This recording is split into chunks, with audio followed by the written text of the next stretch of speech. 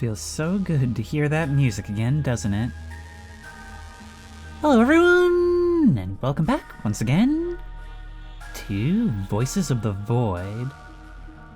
Now, it's still going to be a little while before we do a Season 5. I'm waiting for just a little bit more in the way of updates, because I had found that having done these things pretty much constantly since last year, I really was starting to get a bit burnt out on it. Now, this may look the same as ever, but if we look in the top left, you'll see Demo 0.6.3 Experimental. Every time I've installed this game, I've kept the previous version as a backup, but as it turns out, I never deleted the earliest version I had. According to Windows, it was installed on November 7th, 2023. Now, those of you who have been around for a long time, even before the seasons, will know that I actually bounced off of this game twice before really getting into it. I found the mechanics confusing and frustrating, I found there was basically no guidance whatsoever, and I was pretty much just Bear Grylls-ing it, just kind of starving and eating mushrooms growing outside the base. I eventually became Efficiency Kel in Season 4, so we've come a really long way. In these series, I've often wondered whether it was due to me getting better at the game and learning all the ins and outs and having help from you guys, or if the game itself was actually updating to be more intuitive and user-friendly. And I really think that it's probably a combination of both in large parts. But let's put that to the test. Let's return to the very first version I tried, at least on the long term.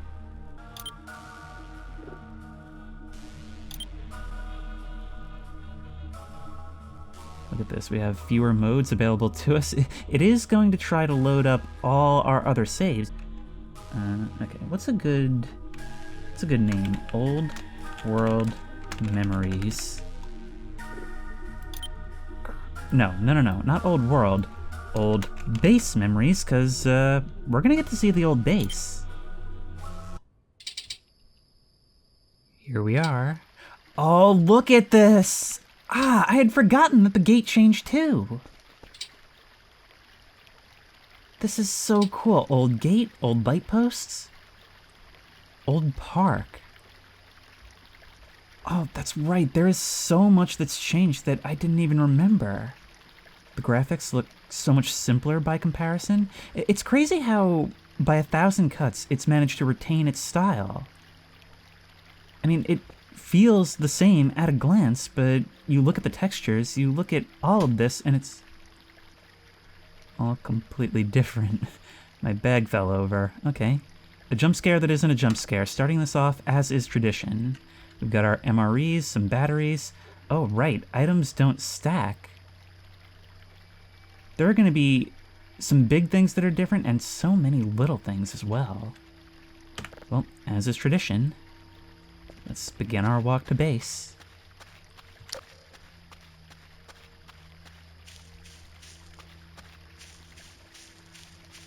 I'm telling you, the introduction to this game, even for having nothing to it but a walk, is truly iconic. Because it sets the mood for the entire game. That eerie feeling, having no idea what to expect, and miles of darkness all around you. It makes the place feel so overwhelmingly huge. And so it tees up one of the biggest aspects of the game, conquering it, making everything here, not just our current destination, feel like it's ours.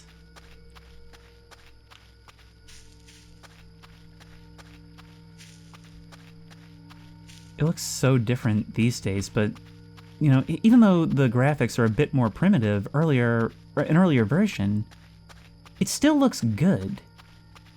Like, this is the power of good art direction. Even as the style has changed so much, it still retained what made it so good in the first place.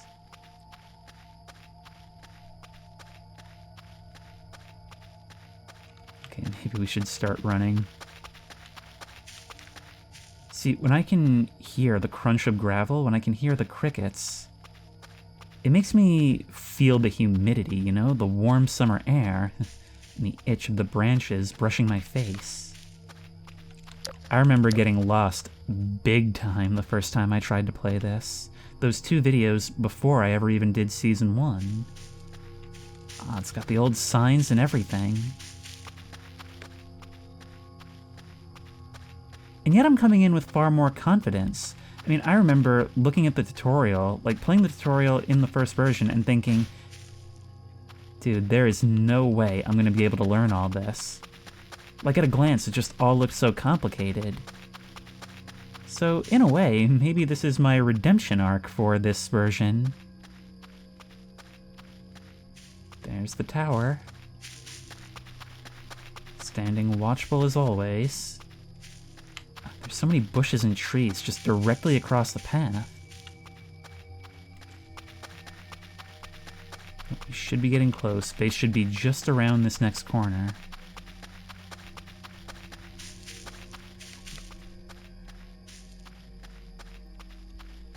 You know, thinking back, I think the first time I tried to play this, I actually just ended up wandering all night. I ended up taking a wrong turn, got to a tower, had no idea where to go from there. And just sort of wandered until my battery died, and I gave up and restarted.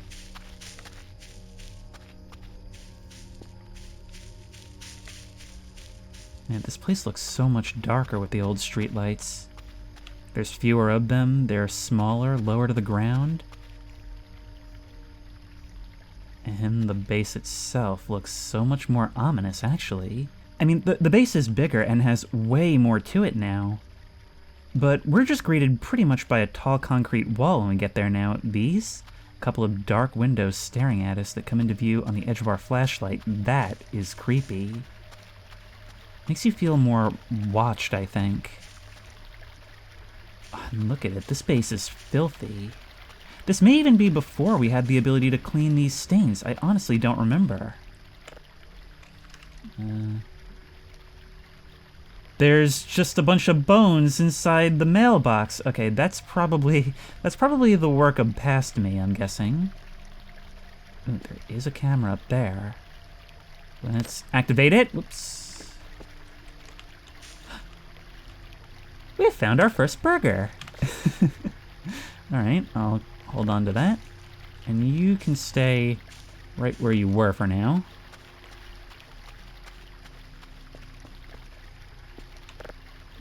A whole bunch of trash just left on the porch. Password 1111. There we go.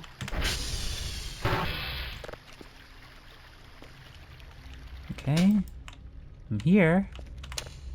Okay, that one's the porch light. There's another note right here. Also telling me the password. Well, I don't really feel as much need to remove that. Let's get that out of the way so the door can close. And it locks behind us. I mean, come on. I love the new base. I love the new base. But this one's got merit too. Particularly in the arrival. How threatening it feels. I've always loved that about the structure of this game. How it's all about changing your perception over time. How you go from terrified of aliens, go from, trying desperately to catch any evidence, any scrap you can, to eventually practically feeling like friends with them or enemies, but they just become another one of your tasks.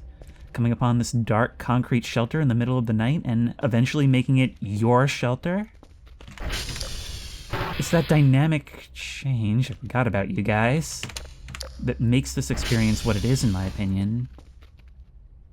2:15 a.m. We can recover some of our tiredness right now. We may have only just arrived, but we have got to get to work.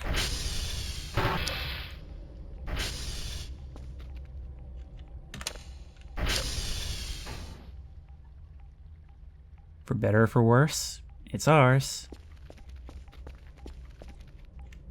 So, let's get started.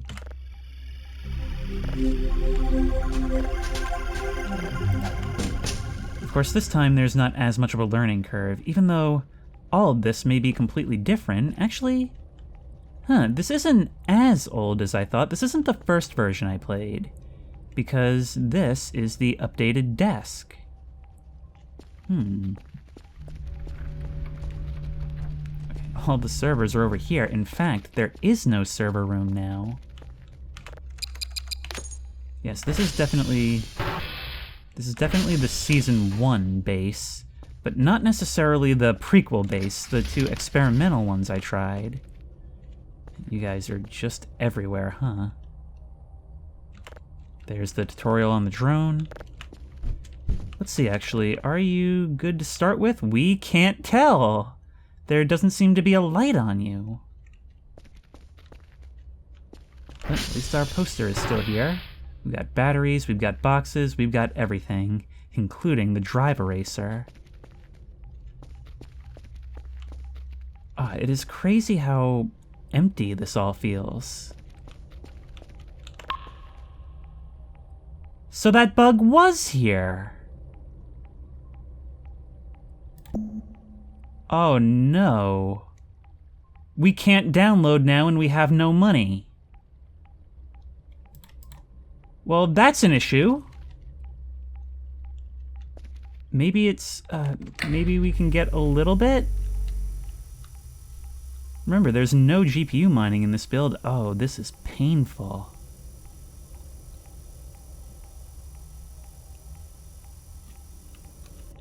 Okay, there's our first signal, potentially. See, because remember, before this wasn't even a desktop. This was a laptop that sat here. But those sentinels are turning to accomplish their objective.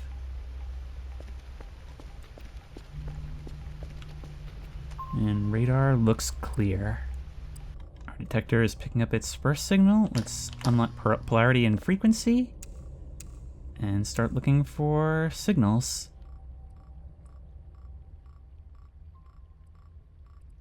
Oh, right, I'd forgotten about the polarity switch. And that's not even a change that's happened. The mechanics of all of this are still exactly the same as they've always been. It's just that the presentation has gotten a bit of an update. I mean, knowledge definitely does carry over in a big way. Okay, that's you.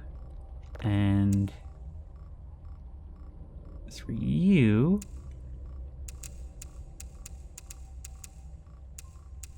come on.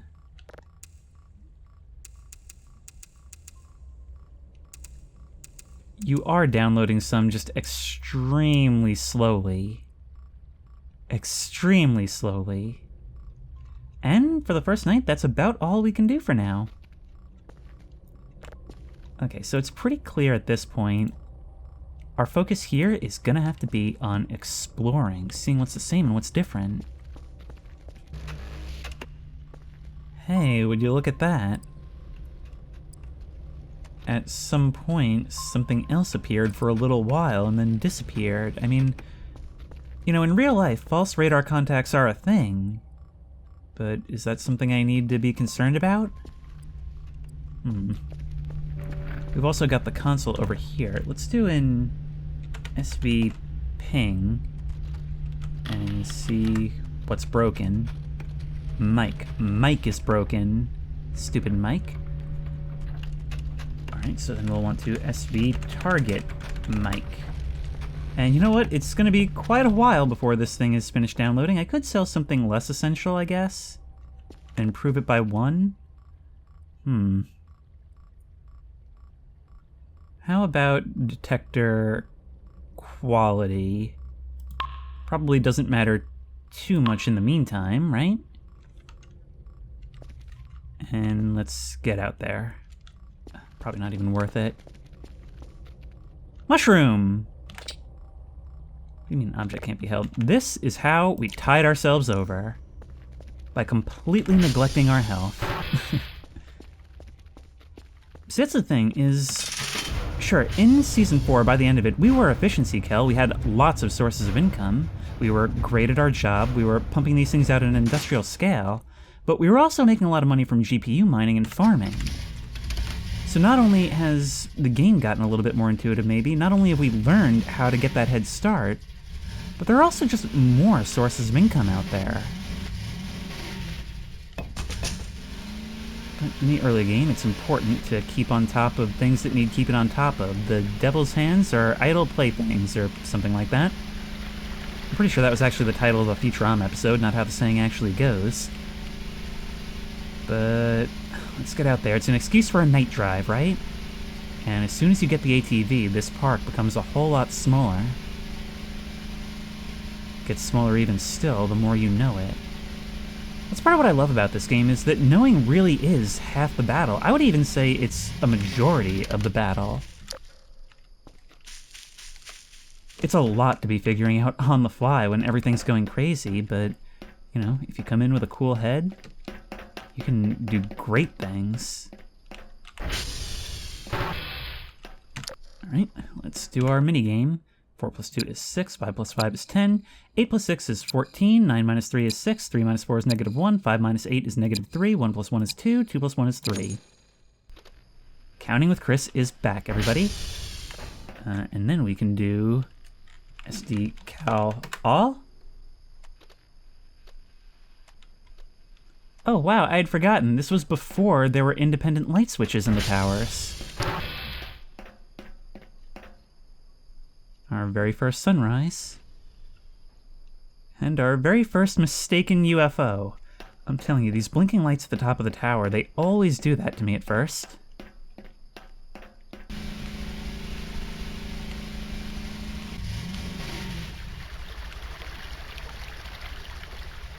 See, much less threatening to be coming back to a base with the lights on, huh? Well, until they expose the silhouette in the window. Honestly, I'm not sure whether it's worse to be able to see it or to not be able to see it.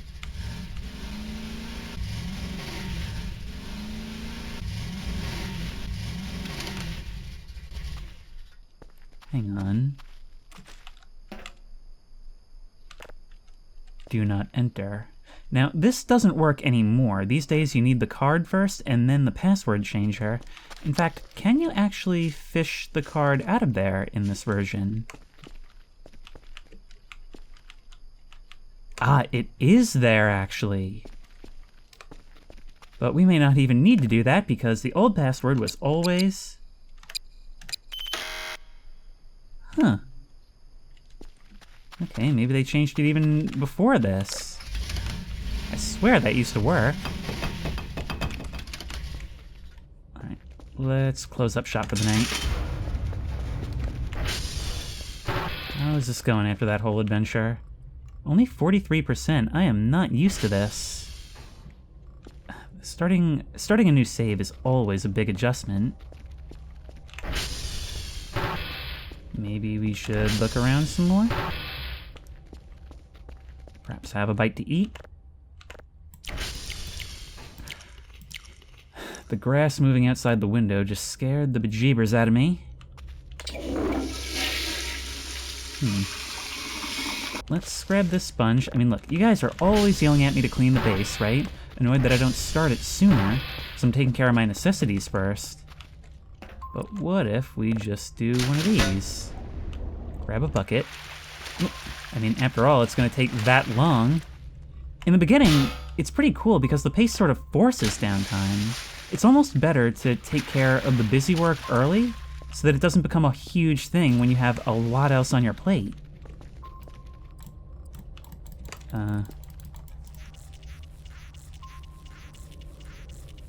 Oh, we can actually clean the filth. You know what? I'm now remembering. This is actually when they first added this stuff. I think the base used to be, like, distressingly clear, and so it's almost like Dr. Nose was like, oh, you want a little bit more clutter? And the monkey's paw curled. There we go. And that should be downloaded in no time flat. Now, in the meantime, let's have a look at, okay, here's the boxes that we want to send these things away in. So we'll just leave that right here, no reason not to. Sunrise. This game may have changed a lot, but this always looked pretty. Oh, and now would probably be a good time to get to the top of the tower. How are you doing? 78%? You'll get there.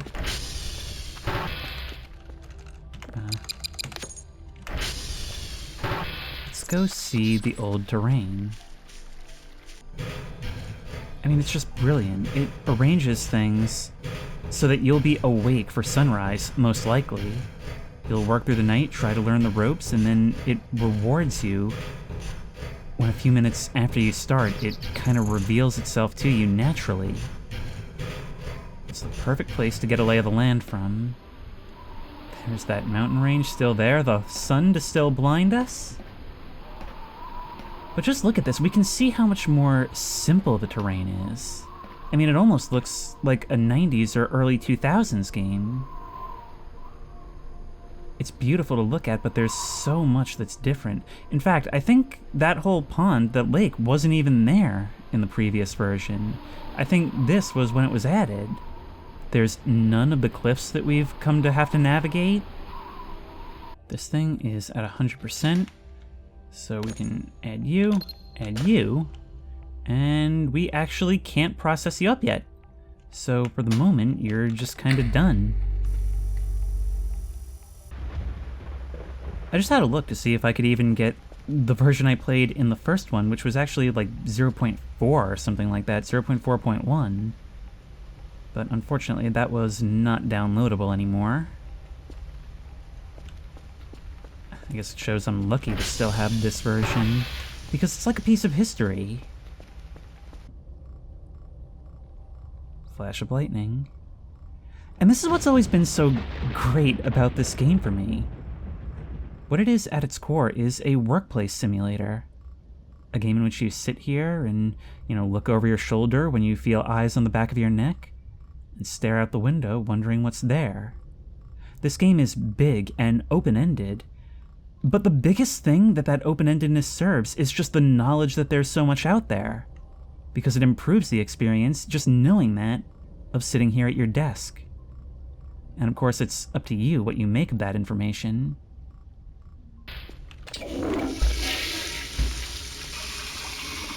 I just went to close the fridge so hard, I threw it out of its place.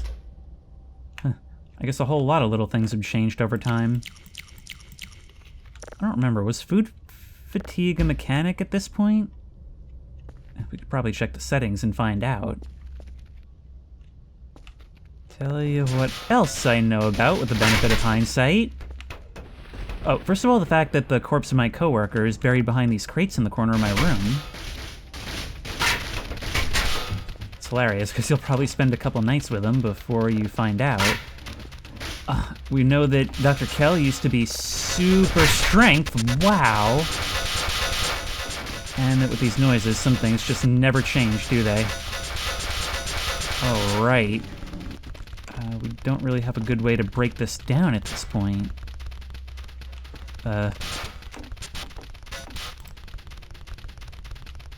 Nope, we can't hit them with this. I know what we can use. How are you coming? Good? I believe there's a locker full of rocks.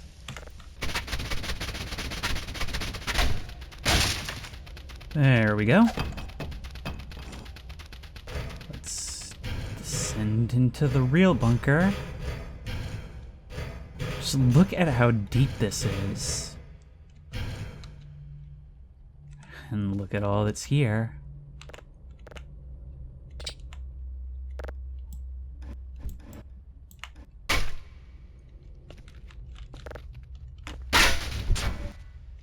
And behind it, a bricked doorway, suggesting that at one time there was even more to this, and someone decided it needed to be sealed away forever, and then its entrance hidden. This is what I love about the Easter eggs in this game, is that they're obscure, they're hard to find, but they exist right alongside you. The kind of thing that you'll probably walk by a million times before you discover them. In this case, one of the most obvious, just a hatch in the corner of your room, but it's all dependent on if you ever decide to clean up. If you ever decide to move those boxes, and then you get to be hit with the realization that you've been falling asleep alongside this every single night. Now, there is actually more to this, and I'm not going to bother right now because it's a whole thing, but if you fall down here such that you land at the bottom at exactly 3:33 a.m., this door will be open. Because it's not just aliens in this game, it's all manner of things, including what could be called the paranormal. And if you want to see me do that, go look up one of the later episodes of Season 1. X-rays down, that's a hike.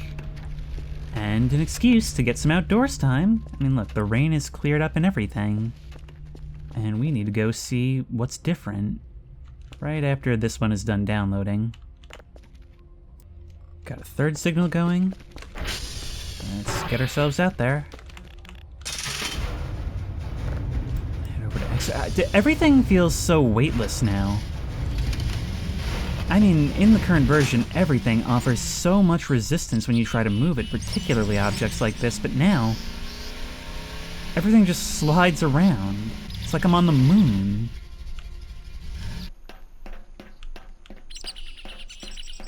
So here's X-ray, and there is where we arrived from. But let's be real, this is all just an excuse for even more sightseeing. It may have made things more difficult, but the updated terrain actually did help give you some idea of where you were. It gave us a number of landmarks that we now don't have. I'd forgotten how hard it used to be just to find things. However, we've had no trouble finding Darwin and the radioactive capsule. Alright, well, you're coming with me. We know now that these skulls have immense value. They're unique, and they come in a set. Here's the Transformers. Right, this was also, I believe, when the Transformers were added. I'm not sure these were here prior to this update. Do you have your shovel? No, I guess not. But you do have your little crawlway in the back. Like, everything is such a simpler version of itself, and it's... it's crazy how playing these things for the first time, it didn't feel that way.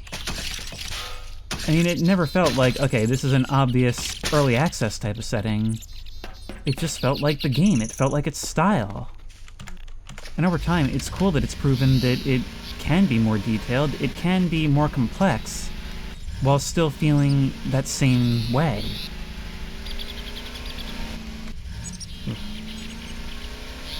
I don't know if it's just me, but this ATV also feels a little bit more stable. Like I can control it a little more at high speeds. So I've got to ask the question, is the hole still here? Well, I can see something in the distance that I recognize. Yep! As it turns out it is, and in fact it will even helpfully let me know. That note is still here. And a whole bunch of batteries for our use. See, the game rarely directs your attention to anything, it just gives you this wide open space, and things are just sort of out here. To really, really dig deep, you can get super obscure to the point where some things practically need to be a community effort for you to find the solution and to get the most out of them. But there's plenty here for every level of scrutiny. Every once in a while, you'll just be out driving, doing your daily tasks, and just come upon something and go, huh, I wonder what that's about. Does anybody know about this? And it's up to you if you want to spend your time trying to crack that mystery. Speaking of mysteries, we've got a valley to descend into, because there's something I want to check up on, something that I know used to be different. And something which is probably the reason why I've gone with this for as long as I have, the reason why I came back to it after being annoyed by it in the first couple of builds. That's if I can find it. Wow, there are a lot more trees down here than in the current versions.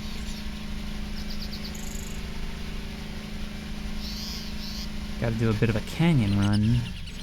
Right here under what should be Romeo, I think.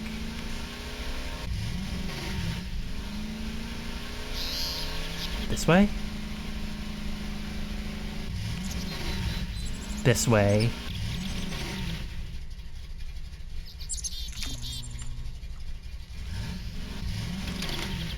It's the cave. Let's have a snack before we descend.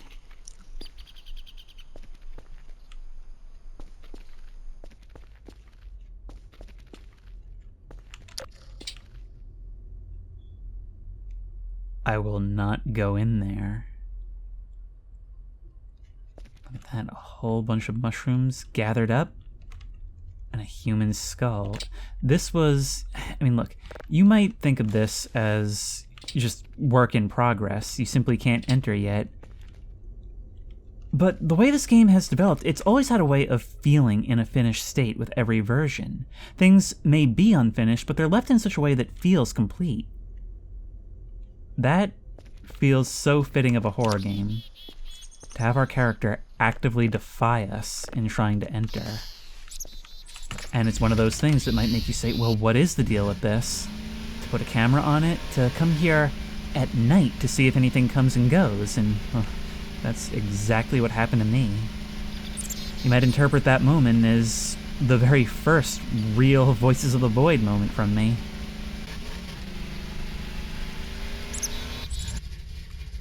Yeah, I've been waiting here for like quite a while. And I still haven't seen anything. So I'm gonna get in there. Check one last time for myself. I wish I could go further and deeper, see what I can find. Oh my god! Oh my god!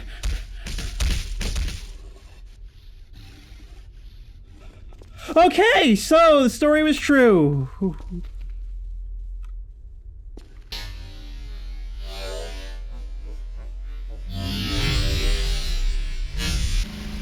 Here is our base. We are going to go inside. We are going to park this thing. We are going to close the garage door. And we are going into lockdown. Come on. There we go. Other door, other door, other door. Lock that, which, you know, I'm only now thinking, why does it give me the option to lock all this? And from this point forward, it will be impossible to ever see this job the same way again. Hey, look, it's our friend TR3. Even back then, you were still the Trash Kingdom. Can barely even force our way through the front door. There's the shovel. Could use this when breaking into the basement. Probably use this when breaking into a lot of things. I don't think we need to send out drives today. I think we're gonna get our objectives tomorrow.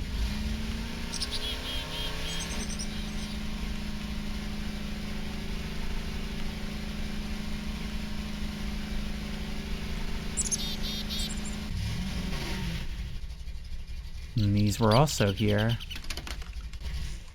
Even so many versions later, as far as I know, it's still not really clear what these are all about. Although I'm pretty sure you get dropped off here if you do the ritual.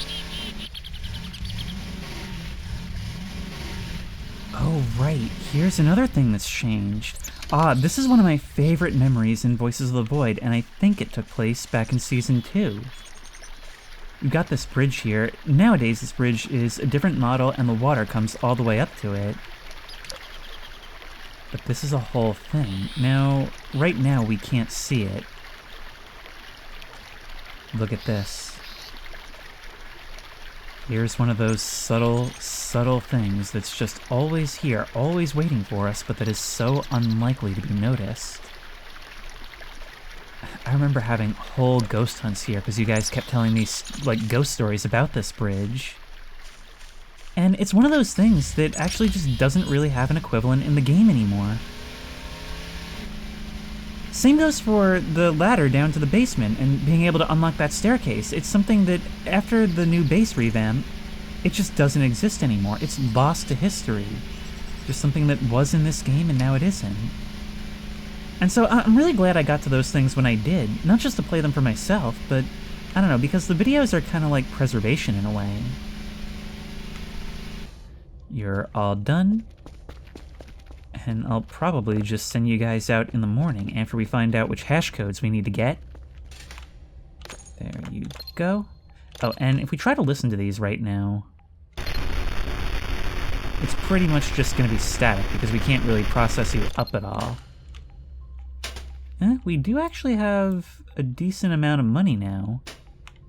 Mainly from fixing servers, and also because we got that achievement, which gave us some. There we go. -6, 10, 13, 1, -5, -4, -8, and 3. I'm actually disappointed that no servers are down right now. I'm serious, because if one more were down, I could get 5 more points and be able to process these up to level 1 by tomorrow. Yeah, no, it's true. The game mechanics have remained so consistent that even with less in them, even with less ways to game it, the knowledge definitely carries over. There's just so much less in the store, although there are certainly still a lot of items. It's just crazy how much has been added here. Like, the thing about this game is that it seems so simple at first, almost seems like the entire thing could be played from this room, which I guess technically it can. But you have such a sandbox to work with that no two people's games are really going to look the same. Especially when you get the full idea of what you can do. This game is the definition of scope creep, and I've never seen it utilized so positively before. I literally became a watermelon farmer / Bitcoin miner in the last season, and just stopped doing the job entirely. And this game just let me do that. Wow, I am really starting to get tired, though. What happened to the mannequins? No, I threw that one out of the bed, but I definitely didn't... It's been one day. Hang on. They're gone. They're gone from everywhere. I had always thought this happens like sometime in the first week or two.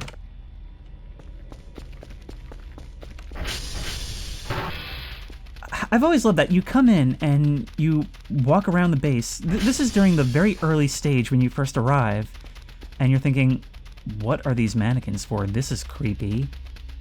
And just as you start to get used to them, they pull this. I mean, you've been wondering what they're here for, and then you start to wonder after this happens whether they were ever really supposed to be here at all. I actually just kind of had an idea, and it's not something that would ever really make sense for this game, but I had it, so now you're going to hear it. Imagine if there was some mechanic where you could go and message base phone home. And look, I get that the isolation is the whole point, that they message you and you can't message back, can't communicate all the crazy stuff that's happening, but if you could, and they had like canned dialogue options for asking about certain things that you've encountered, imagine if one of the first things was you could get here and see all the mannequins, and you can get on your laptop and send an email, "What's with the mannequins?"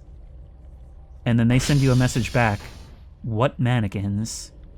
And that's what causes them to disappear. The outside may have changed a lot for the better, but this is one thing I actually do miss. And that's the fact that, except for that lamp and the slight blue tinge of the sky, it really is pitch black outside of this window at night. Unless you go and decide to change that yourself. And I do think that should be for the player to change. Especially with the snow, but even without, like, you can just see too much in normal circumstances. Like, look there. There is a light over by the main transformer hub, but just barely visible through the trees, and not from your seat. Oh, there's a server down right here. That's perfect. So we need all of these. 0, 0, 7, 0, 1. Now we have enough to get level 1. It is not yet midnight. So we can go to upgrades and increase our processing level. That should mean that when we get the first job, it'll be asking for these, but we've already got 4 of these. I'm actually kind of wondering now, though, which version of the game is this? Because it used to be The way it would give you jobs was really annoying. Once you upgraded, like, it won't ask you for levels beyond what you can make, but it would ask you over time, like, okay, we need 5 level 0s and 3 level 1s and 2 level 2s and 1 level 3. And it made it, like, completely unmanageable, and it was kind of a ridiculous requirement. Now, it'll always ask for all of the maximum level you can give them.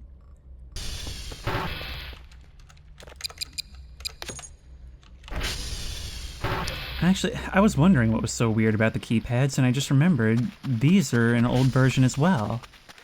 Because these days I just have to kind of look at them to be able to type them in. It is so strange seeing the garage bay right on the front. Like, it seems so basic now.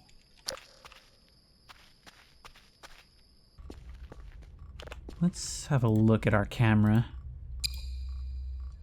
Wow. Wow, level 1 used to be useless. I knew that cameras had changed, but I didn't know they used to be this bad. This is, like, actually unusable. Maybe we'd be better off putting that in a box and selling it. But we are just on the cusp of midnight. And I think this might actually be the first time I correct a mistake I make every season, which is sending out the drives from the first day.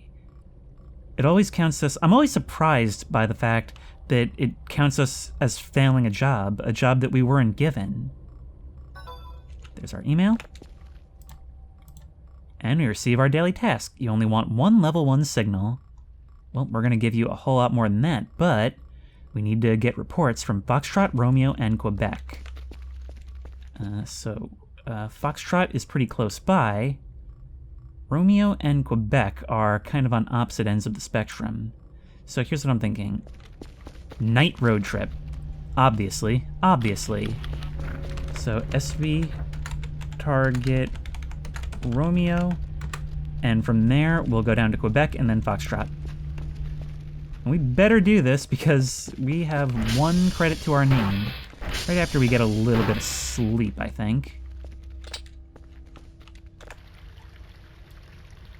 Whoa, it's the meteor shower.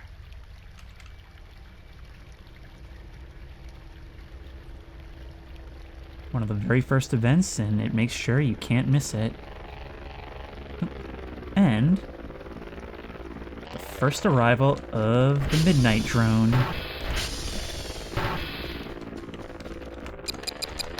Ah, we just missed it. But like Santa Claus, it bears gifts. There it is. Let's get our free drive and MRE. Wow, there really are just 2 skulls in my inventory, huh?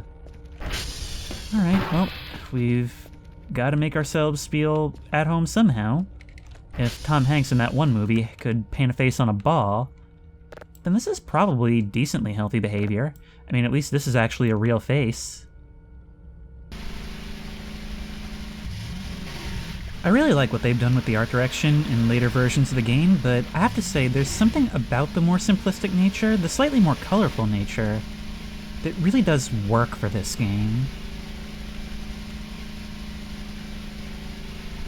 And that's why I think it's so cool to revisit older versions, because you could almost view it as a different game as time has gone on. Play an older version and have a similar but different and distinct experience. For example, it's only just occurred to me, it's only now that I noticed because I thought I saw one of the blades whip over me. The windmills aren't here anymore.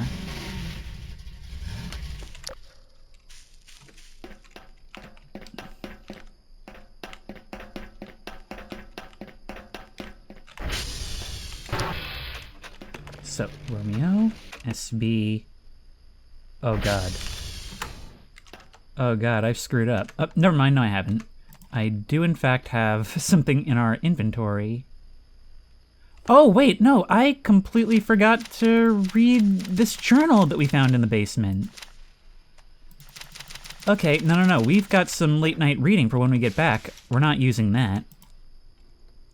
We can always use the password sheet. Alright, so we are Romeo. Hey, if anything, this is good for keeping up proficiency when it comes time to do Season 5, right? But anyways, we are now on our way to Quebec. And I'm always really, really nervous when descending into these valleys. I mean, it's like we're taking the plunge straight into the dark. It takes a good couple of seconds while going down the hill before your headlights reach the bottom before you, and you never know if you're gonna encounter the thing in the cave.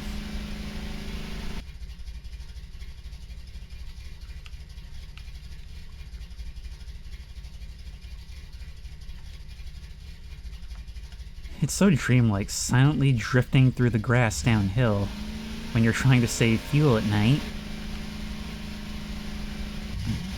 We made it to Quebec. Can you climb here? Yes, we could back then, although we don't have the red indicator. Huh, that's one of those things that's so basic I remembered it as kind of always being there.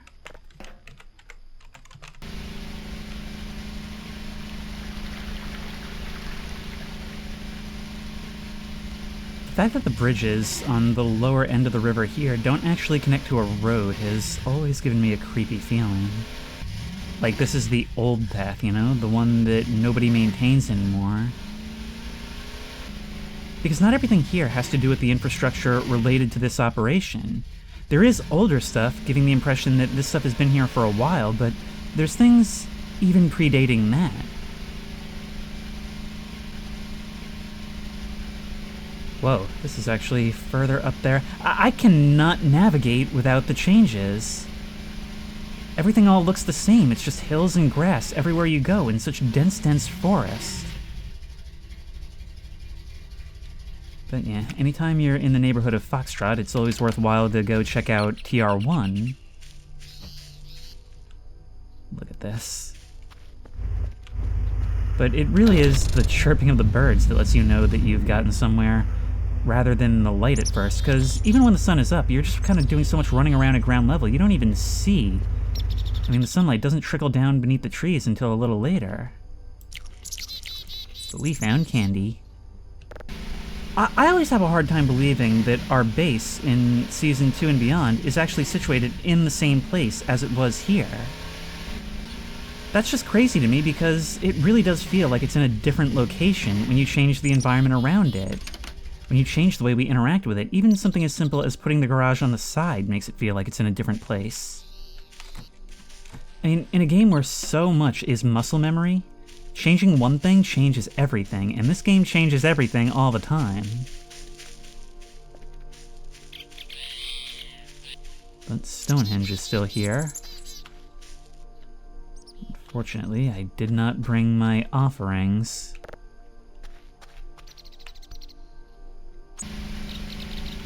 I actually think one of my earlier criticisms of this game was that there was no real need to use the paths, that you might as well just do SV target and go straight to where your destination was. That is no longer the case. In fact, if you're who I think you are, this is such a different experience, it's unreal. Are you whiskey?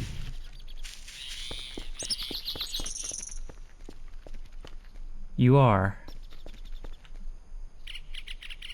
I don't even recognize this place. It's very strange. It's like it looks identical at a glance. Everything has always been in the same spot geographically, but everything around it is completely different. So that means that right up the hill from here, which normally we would not be able to take the old mountain goat on, right around here is where the statue of William would be. But that doesn't exist yet.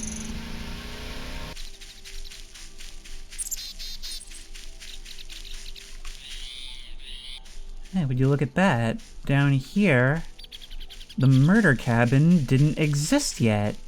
Oh, well, that gives me another idea, but the one in the restricted area was not here yet.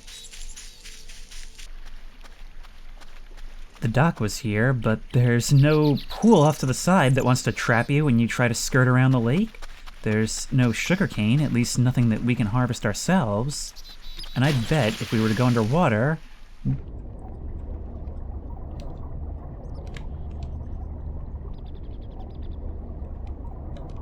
The bottom of the lake is so bare. And certainly no giant monster in the bottom.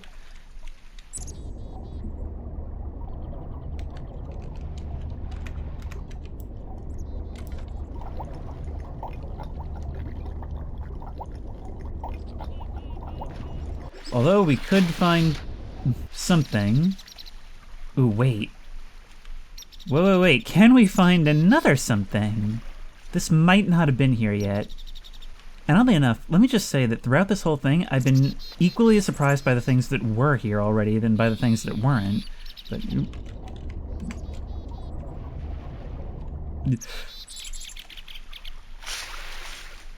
well, first of all, the sand gives us dirt. That may still be a thing, but nope. My little Easter egg ain't here yet. I think that was a Season 3 edition.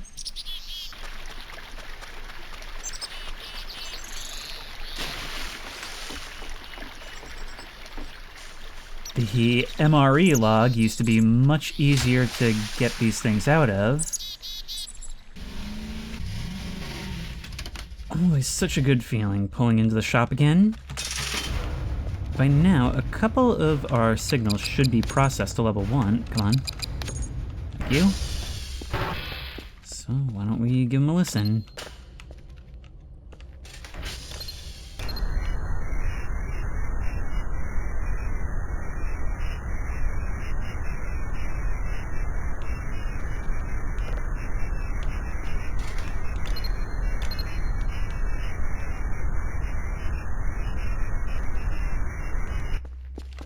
And for the beginning part of the game, that's mostly what a clean signal sounds like.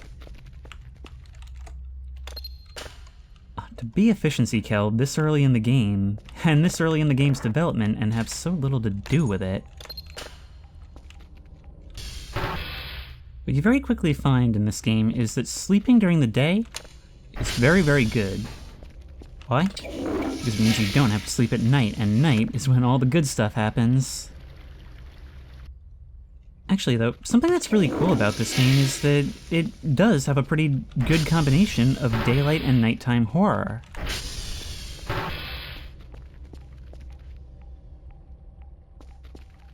And it's another one of those ways that the dynamic and open nature of it causes it to be so cool, because it makes everything feel so unscripted, even if parts of it are. And what I mean by that is, like, a huge part of horror is the circumstances that the scary thing happens in. I mean, think about it. If you're out driving in the woods during the day and you see the leg of some creature move behind a tree, that's scary. But it's scary in a completely different way if you catch it in your headlights in the middle of the night and you're swerving around trying to find it, but you can only see where your headlights are pointing. It's one thing to have something kind of brush against the window or hear a tap on the glass during the day and you go out and you're looking around trying to find it. It's another thing entirely if it's at night or during a rainstorm, and you may instead decide to protect your comfort and lock the base down. There's a lot of... It's one of those things where there's a lot of factors at play that aren't necessarily connected, but when taken as a whole, it makes for a very unique experience every time. Speaking of the unique experience, we are picking up a radar contact out towards, actually, where we just were. It just preys on the player experience so well, and that's why it's the best work simulator. Because for the most part, it's relatable, subtle feelings, especially for anyone who's worked the night shift. And the more you learn about this game, the more that grows, because at first you have no idea what's out there, and then you learn that things really are out there, and then you realize you have no idea what things really are out there. What happens if we try to use the camera by day? Equally useless. Well, not so bad, I guess. You can at least make out indistinct shapes. And this is another way the mechanics prey on the experience. Say there really was something out there. Say there was something at the door. We might be able to see on this starting camera that there is something at the door, but we'd have to go see for ourselves what it is. It gives us all these little tools to kind of make the experience for ourselves. Or I guess a better way to put it would be, it gives us the tools to shape what our experience of the scripted events will be. Now, if we take, say, 4 of these, I've got a bunch ready to go, but if we take the first 4 of these that we processed and put them in here, we can send them out. Oh, right after we also put on our reports. And now we can call for the drone. I mean, earlier I described it as like a sandbox, but that's really not quite right, because we don't know what we're doing with these tools when we have them. It's really more like dumping a box of power tools into a toddler's playpen and thinking, I don't know what's going to happen with this, but they'll make their own adventure and it'll probably be funny. That was the pratfall button. By the way, this game has a pratfall button. There you are. Take me with you. I remember the drone being the first source of confusion for me, because all of this technology feels like 70s, 80s, 90s, but a drone like that, very modern.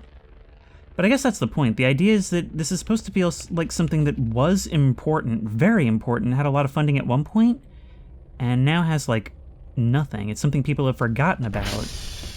You're really only here to keep the lights on, and, well, I guess that makes you the sole and most unlikely... I wouldn't say hero. Part of that is up to you, and it depends on to whom. We've just got our email. Package received, and nice job. What do you mean? I put everything in correctly.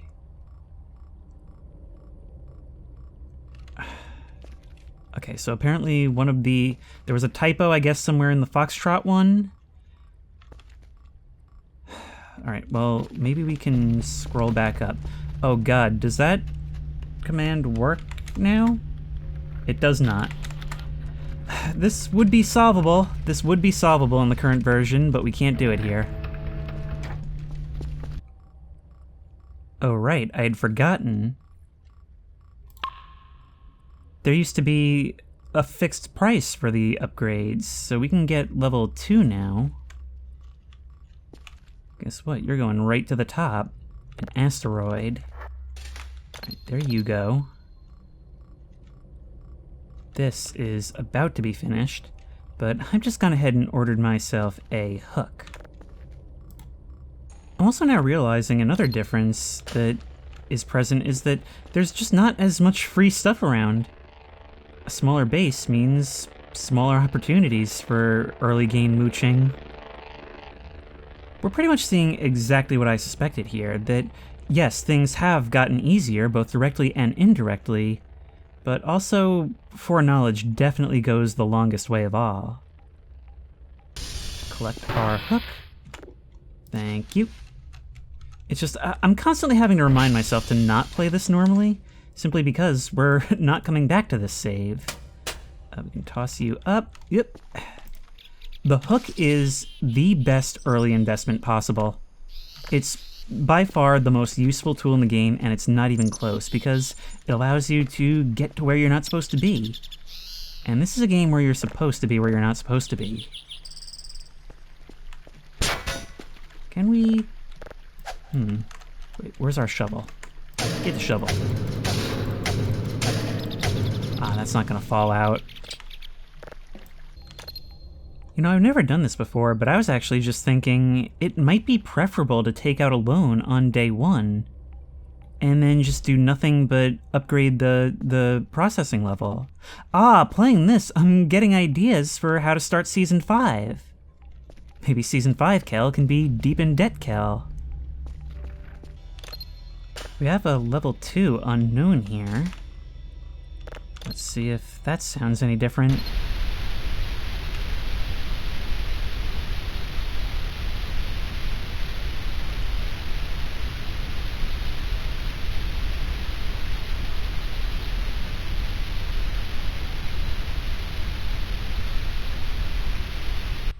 Not particularly, but that is the early game. Alright, I'm gonna try and send out a box, probably with just you, and we'll see if we can get the correct Foxtrot data. I went out, got just Foxtrot, And so I wonder if it'll actually count the report as being received in full. Hey, we're doing science here. Normally I wouldn't have to bother.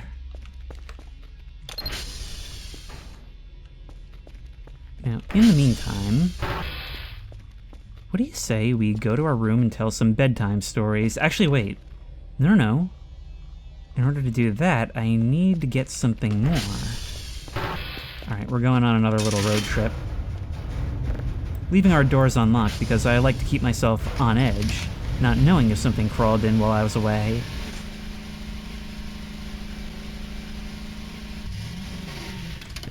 I saw something here before that I really want to get back.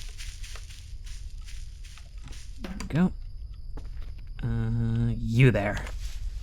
Can't do what I'm about to do without that. Of course, we're gonna need some snacks. Ooh. And a drive. And a burger.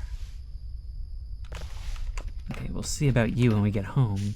Do you see what I mean?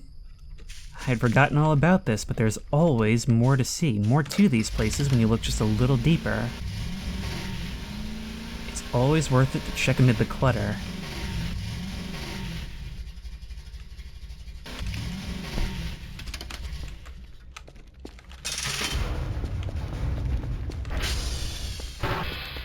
Did you count that? Alright. Yeah, now I can hear things. Winds, emissions. Process this further. Okay. And you say, okay, so I guess it all needs to be there or it doesn't count. Well, we're gonna fail the job, but I don't really care about that right now. This is downloading very slowly, so some towers must be down. Alright, we're just gonna process you guys up all the way just to have a little bit more spending money. But for now, we're having a little slumber party. Let's turn out the lights in the hall as well. Wait, let's make sure the base is totally locked down because locked doors are cozier. There we go. Let's make sure all the lights are out. Now it's just a question of where do we do this? Could do it in here.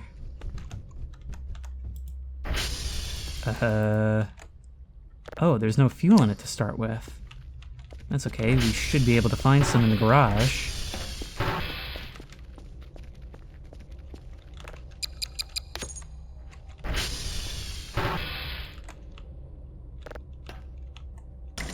There you go. And let's get the lights in here as well. There we go, now this place has got atmosphere. And this is what I always mean about this place taking on different meanings in different circumstances. This hallway is completely differently creepy than when we first arrived. Still wondering where those mannequins ended up. But let's move the clock over, put this here, and see what was found in the basement just beyond those shadows. I mean, look at this angle. Makes me think that any moment now we're gonna see the mottled, rotted face of our old co-worker peek out from behind there, climbing out of their bricked grave in the basement. Anyway, day 2. Nothing unusual. Got 2 planets, ate an MRE, took a nap, brought a cactus to spend my time with. I called him Vinny, and he's sitting on my desk. It's not that bad as I thought. A bit lonely, but it's okay. Day 6. Almost a week. I'm not crazy yet, but it's not that comfortable as before. Noticed a big cluster of mushrooms next to the garage. I'm not eating these. Who knows what mushrooms these are, but they can be a last resort in case of alien invasion. When I'll be sitting in that bunker running out of supplies, crying in the pillow. They do smell good, though. As about work, nothing crazy, even boring. 1 planet and 2 stars for the past 3 days. Excuse me, but I just got here. It's pretty clear you were just bad at your job. Day 8. I think looking after that mushroom pile is my new hobby. They grow quite fast, and they look pretty. Today I wanted to rearrange the furniture in this place and found a hatch. Deep and dark hole. Holy crap, I'll explore it tomorrow. I'm catching a lot of objects recently. 4 stars, 3 planets, a bunch of asteroids, and one object I can't see. Weird one. Sanity is okay. Vinny and a pile of mushrooms is my company. I can't send emails and chat with my team. This system is ridiculous. Safety. Safety against who? Aliens? I bet they give 0 crap about this planet, and I doubt they even exist. Day 13. I ain't going back. Threw out everything. Who put this stuff in here, and what even is this? I don't know, and I don't want to know. At least I feel safe. Today was a crazy day. Unknown object, can't see it on the screen, emitting a high-quality signal like it's sitting right on the sensors. And a big file, too. Processing it right now, waiting for the results. Day 14. I don't know how to explain this. I don't know if that sound was a result of an error, noise, or old equipment. But I hear speech. High-pitched, almost robotic, echoing. I don't know. Just think. This was somebody who did our job, who sat in this very bed. Day 15. Vinny is gone! Vanished from my desk. Yesterday it was there, and today he's just poof. I'm not crazy. I passed the test 7 out of 10 today. Not great, but I can think rationally. Maybe I was sleepy yesterday and took it with me. I'll spend the day searching for him. How cool would it be if you could actually take a sanity test in this game? A way to measure the player's change in attitude over time. Day 16. Power ran out. Great. Can't do anything. The only source of entertainment is this big dirty window. I think I'll clean it up until power gets restored. Day 18. No light, WTF. I'm losing my sanity in this place. Doors are locked. They open automatically. They should open automatically. It's so dark at night, and so quiet. Day 19. I fell down the hatch. I don't know if I broke my leg, but it hurts really badly. No light. Can't see anything. Power's back. Gonna try to get out. Day 20. Finally, I got out of this hole. If I ever get my hands on Dr. Bao... The mushroom cluster is gone too. Ripped straight out of the ground. Something whole left. Scratches on the concrete. And garage door. I don't need bears in this place. I have enough problems already. Day 25. The footsteps at night. Stuff glows. He keeps walking around. I don't know who, but please stop. My sanity is at 0. I can't. All of my servers are shut down. Download speed is almost 0. Downloading stuck at 99.8%. That object must be an alien ship. I miss Vinny. Day 30. These guys are disagreeable. The only way to talk to them is by sending notes on that drone. And they can't answer back. You finish the report, you can't do anything. Day 34. I'm stuck. I won't send them anything anymore. I will ride that drone, I don't care. Day 36. Trying meditation today. My sanity is coming back. The drone attempt was horrible. I'll climb the fence and get out. Getting a notebook, an MRE, and a crowbar. Update. I see bright pink light behind the mountains. I'll go check it out real quick.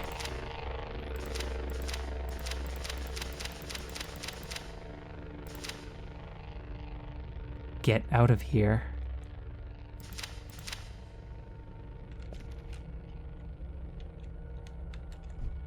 This game may have a reputation for silliness, but in these moments of real horror, it made all the better by the fact that we're seeing this in the beginning and having discovered it ourselves.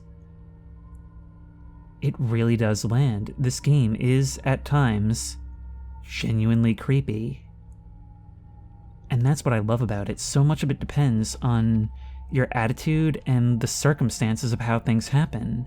This would be a very different log to read depending on whether we read it now in the beginning or later after everything has started to kick off. I love this game so much, and, well, I talk about it all the time in the series themselves. I'm sure there's nothing I haven't said a million times.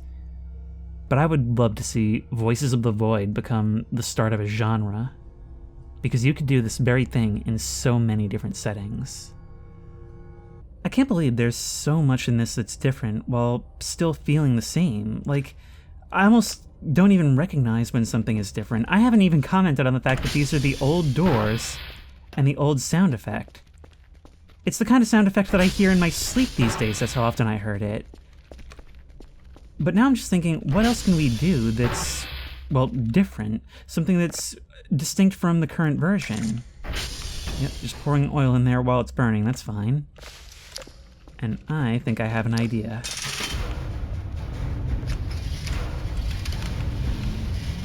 Let's ride like the wind. Alright, now, if I remember rightly, and again, we're trying to find all this in the dark and without any of the landmarks, should be looking somewhere down this hill, I believe.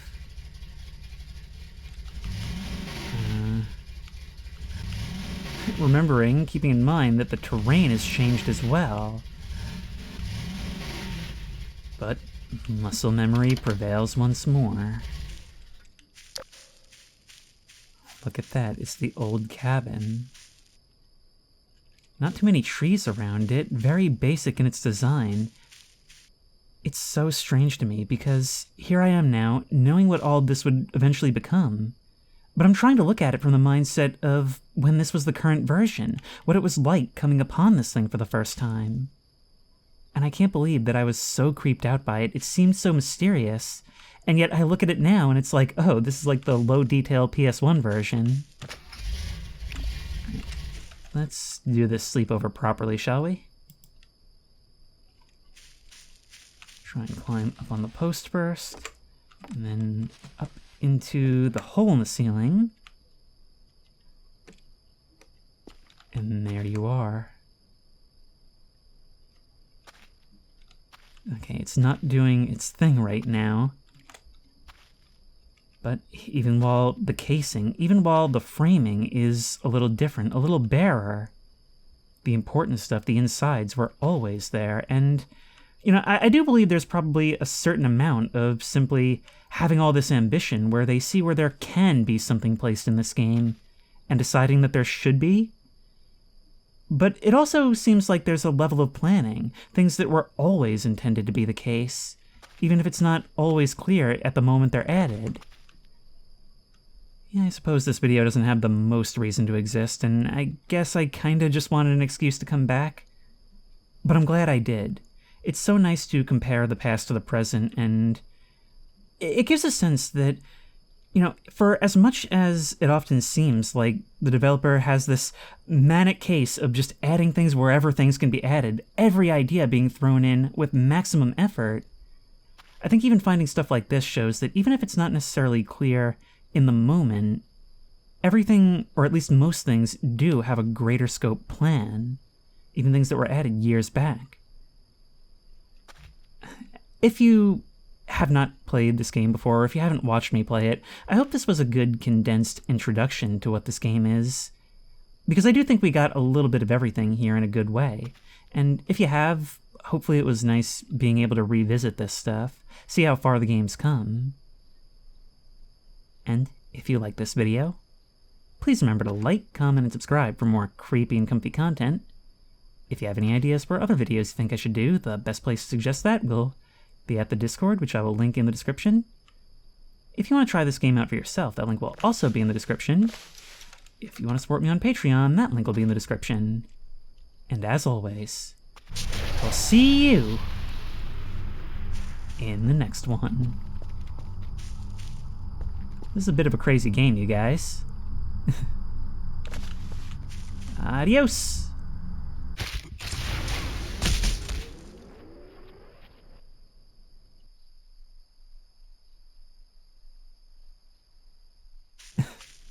Hey, it's that thing I mentioned earlier.